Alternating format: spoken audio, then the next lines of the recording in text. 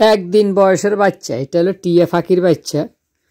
তো মূলত হলো গাছ ভেঙে পড়ে গেছে, তো ওই গাছের মধ্যে আপনার বাচ্চাই ছিল একটা। এখন আসলে টিয়া পাখি কিন্তু বাচ্চা ফুটাইতে একটা ফুটে না, মোটামুটি কয়েকটা ফুটে। কিন্তু এবার কি ভাঙি পড়ার পরে এটা কি নিচে পড়ার পরে বিড়াল টিড়ালে নিয়ে গেল নাকি কি, যাকে একটা পাইছে। তো ওইটারে এই যে দেখেন ট্যাম করানো হইতেছে একদম ছোটোবেলা থেকে, এই ধীরে ধীরে পর্যায়ক্রমে। তো অনেকে বলবো ভাই কি খাওয়াইলেন? হ্যাঁ, আসলে টিয়া পাখি, ময়না পাখি এগুলোর বাজারে ভাই অ্যাভেলেবেল ছাতু জাতীয় অনেক কিছু পাওয়া যায়।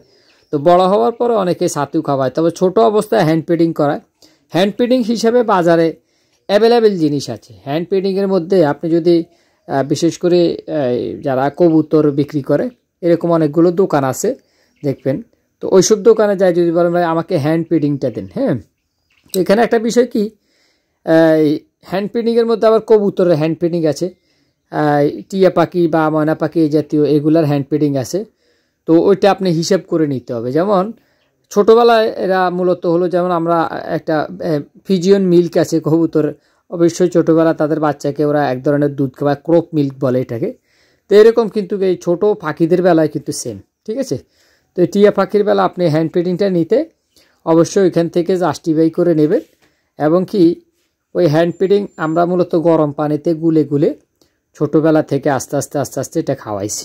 তো কবুতরের দোকানে গেলে ওখানে দেখবেন যে আপনার বাজিগর পাখি আছে, ককাটেল আছে, টিয়া আছে, এরকম অনেক পাখি আছে। ওরা এইসব পাখিদের খাবারও ওখানে রাখে।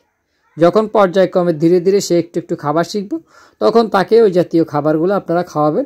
আর টিয়া পাখি মূলত নিজে কামড়াই খাইতে পছন্দ করে, অর্থাৎ যেসব খাবারগুলো ফল জাতীয়, আপেল, কমলা অবশ্য দেই না, কমলার একটা ঝাঁজ আছে, আপনি ওই কমলার ভিতরে কোয়াগুলা যদি দেন, কোষগুলা, তাহলে খাবে।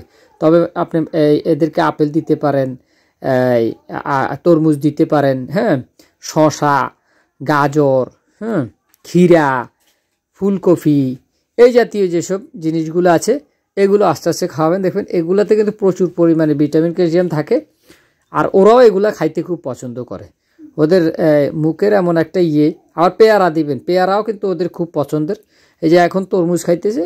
আবার এর সাথে যে এই ঘুঘু পাখিটা, এটা দেশি জাতের তিলা ঘুঘু বলে, এটাও ছোটোবেলা থেকে হ্যান্ড ফিডিং করে বড় করা হয়েছে। এখন মোটামুটি দুজনেই উড়ে শিখছে, উঠতে পারে, এদিকে মোটামুটি যায়, তবে বেশি দূরে যায় না, দুজনের সাথে খুব ক্লোজ বন্ধু, হ্যাঁ।